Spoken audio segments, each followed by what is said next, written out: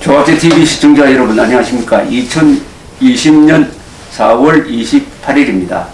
오늘 또 이 대작을 쓰신 충성과 반역이라는 대작을 쓰신 정한기 박사님을 모셨습니다.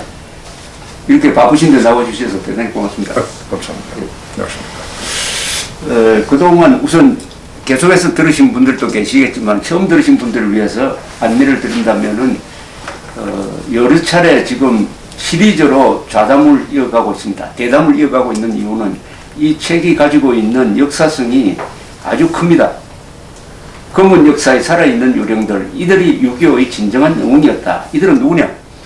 대한민국 창군, 건국과 호국의 주역 일본군 육군 특별지원병입니다.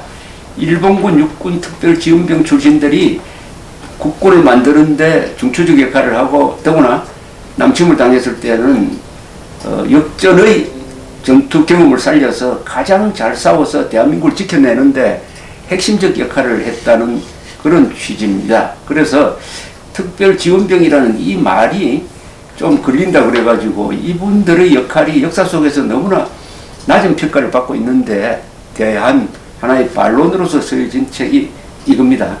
오늘은 조금 더 구체적으로 들어가서 육군 특별지원병을 대표하는 여러 장군들도 있지만은 애석하게도 대령으로서 전사를 해가지고 추서된 김용배 장군 이야기를 하면은 이 지원병 출신들이 어떤 활동을 했는지 한 표본이 될 것 같아서 우선 김용배 장군 이야기를 좀 해주십시오. 예. 이분이 문경 출신이라면서요? 예, 그렇습니다. 예. 김용배 장군은 육군 특별지원병 제1기생이고요. 저기 한북 남함에 있는 19사단에서 근무를 했습니다. 아, 그렇습니까? 예. 전역을 당시에는 조장, 육군 상사였습니다. 이렇게 해서 이분이 이제 군사관학교 제5기생으로 예. 한국군에 투신을 했고요. 그리고 이분은 앞서 우리가 시리즈에서 다루었던 춘천전투, 예. 왜 그 육사단 7년대 1대대장으로 예. 소령계급. 굉장히 소령이었습니다.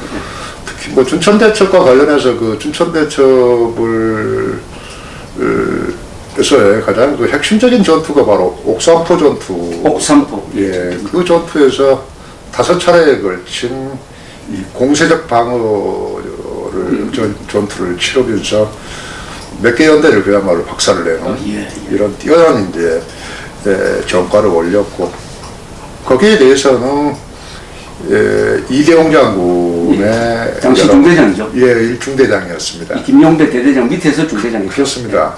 뭐 선배 후배 간의 관계이기도 했고, 예.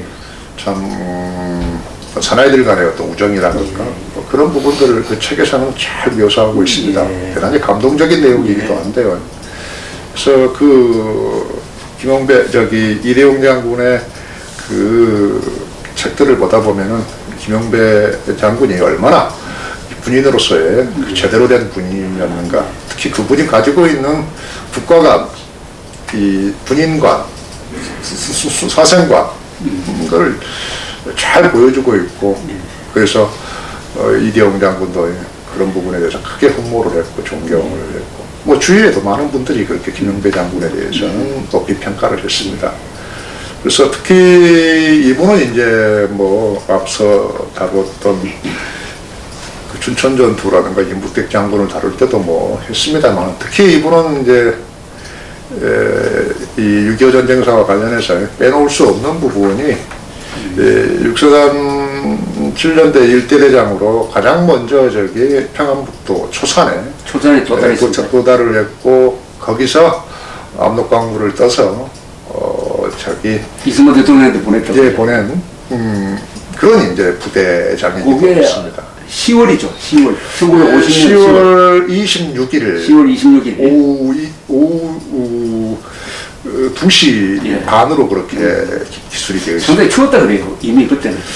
벌써 뭐 날씨가 영하로 떨어지는 그런 이제 상황이 발생하고 있었다고 합니다. 그렇게 해서 뭐 27일에 이제 중공군 제1차 공세에 의해서 후퇴명령이 내려지죠. 후퇴명령이 내려지고, 그래서 27일, 8일에 걸쳐서 중공군에게 포위가 돼서 한 3개 사단에 의해서 예. 거의 괴멸적 타격을 받았는데 육사단은 그죠? 그렇습니다. 육사단 그 당시 그 육사단 7연대를 구하고자 2연대가 또 출동을 했는데 아하.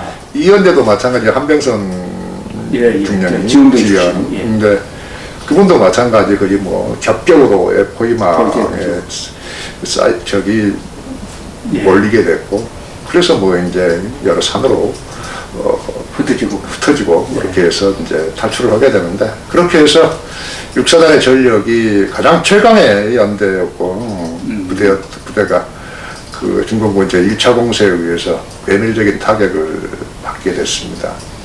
그럼에도 불구하고 뭐 이 김용배 장군은 다른 많은 연대장들이라든가 작전 참모 등이 포로로 잡히거나 그렇죠. 전사를 했는데 이분은 이대용 중대장이랑 함께 탈출합니다. 포위망을 탈출해야 해오게 되죠. 예. 뭐 그렇게 해서 저기 나중에는 이제 이 중령으로 진급을 하고 대령으로 진급을 했다가 중공군이 또 포를 맞고 어떻게 그 전사하게 된 1951년이죠. 1년입니다. 51년에 전사한 걸로 되었는데 이분의 이제 경력을 쭉 설명을 하셨는데 첫째 경비사관학교 5기로 들어가셨네. 네, 그렇습니다. 이 5기가 동기생이 많습니다. 그렇습니다. 예. 가장 많을 겁니다. 5.16 때 주력 세력이 8기와 5기거든요. 아, 그렇습니까? 예, 5기. 저는 8기생으로만 알았습니다. 8기는 그때 계급이 대충 중령이었고 중령이었고 5기는 준장이 있었고 준장. 대령이 있었고 아, 예, 5기 8기입니다. 근데 정치적으로는 8기가 나중에 주도권을 잡았죠. 김종필 김종필 중령역을 해서. 근데 아까 말씀하신 대로 1950년 10월 26일 육사단이 초산에 도달했을 때 바로 압록강이 눈앞에 전개되어 있었습니다. 그때 이대용 선생이 생전의 이야기가 이제 통일됐구나라고 생각했답니다. 사실은 그 사람은 통일을 본 거예요. 그렇습니다. 북진 통일이 바로 한반 국경지대까지 올라갔으니까. 그렇습니다. 그런데 바로 후방에서 중공군이 이 역포위를 하는 바람에 이제 후퇴를 하다가 한국군 6사단, 7사단, 8사단이 큰 타격을 받았죠. 근데 우리 정 선생께서 쓰신 데를 보니까 낙동강 방어전선에서도 이 김용배 대대장이 활동을 많이 했네요. 활약을 많이 했네요. 예. 그게 뭡니까? 화상고지. 예. 특히 뭐 이제 8월 말 1950년 8월 말. 예, 서서히 이제 낙동방전선이 형성이 되고 이제 본격적인 전투가 이미 시작되고 있는 그런 시점에서 대구 동북방에 있는 신령지구에 있는 약 828m 정도의 그 화산이라고 하는 고지가 있었는데 그게 상당히 그 전략적으로 요충지였고 예.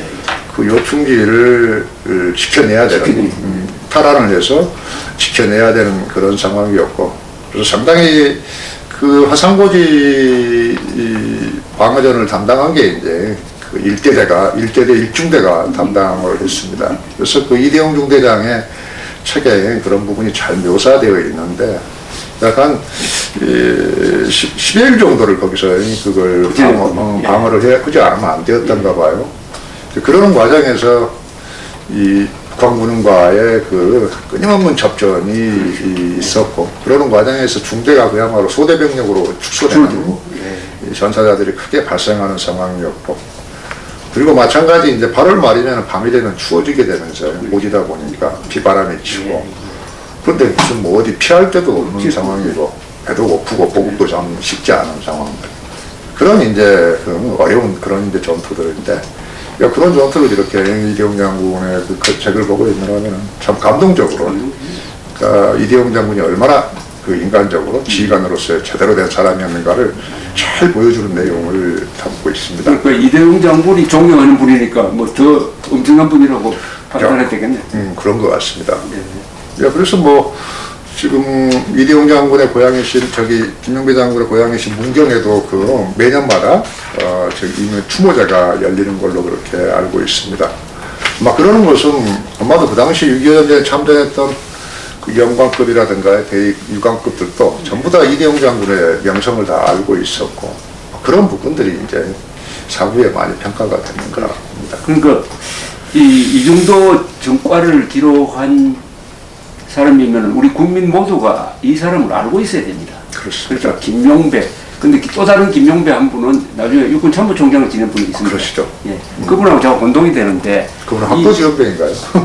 잘 모르겠습니다. 근데 하여튼 이 김용배는 전투만 하다가 6.25 때 제일 중요한 춘천 전투, 낙동강 방어선 전투, 그리고 38선을 돌파를 해가지고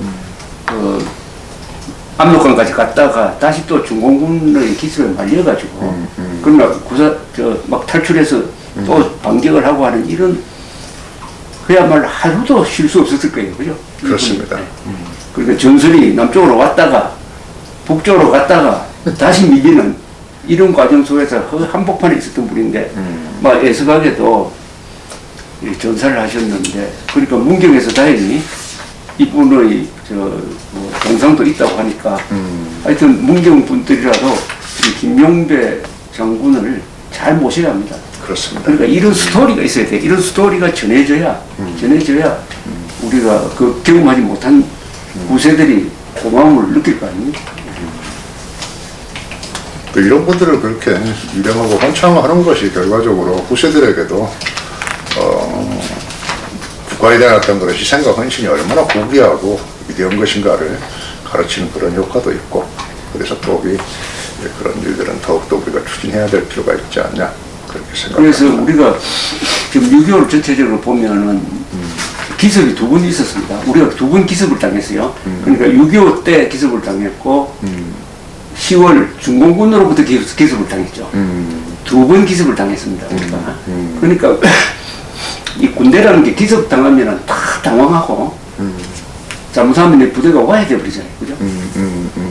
그 기습 당하는 속에서 육사단 출신들은 잘 싸웠다. 이래더라도. 그리고 잘 싸운 사람들이 지원병 출신. 이 지휘관 부대가 잘 싸웠다. 이런 의미가 있습니까? 역시 그렇게 봐야 되지 않겠습니까? 앞서 말씀드린 대로 그 춘천 전투가 가지고 있는 이 6.25 전쟁사 혹은 세계 전쟁사에서 갖고 있는 그 역사적인 의의를 고려할 필요가 있겠고, 특히 뭐 이 연대장이 육군 특별지원병이면은 그 밑에 있는 부하 중에서도 분명히 몇 명은 육군 특별지원병 출신자들이 있어요. 그러면 그 사람들이 코어입니다. 그죠? 그렇습니다. 그렇기 때문에 그런 식으로 저도 몰랐는데 조사하다 보니까 이제 그런 현상들을 발견했는데, 역시 뭐 육군 특별지원병 출신의 입장에서 보게 되면 자기 자신이 가장 먼저 누가 똑바로 전투를 수행할 수 있는지, 또 그만한 능력이 있는지는 자기 자신이 잘 알기 때문에 또 그런 부하들을 선호하지 않았나, 뭐 그렇게 생각을 합니다.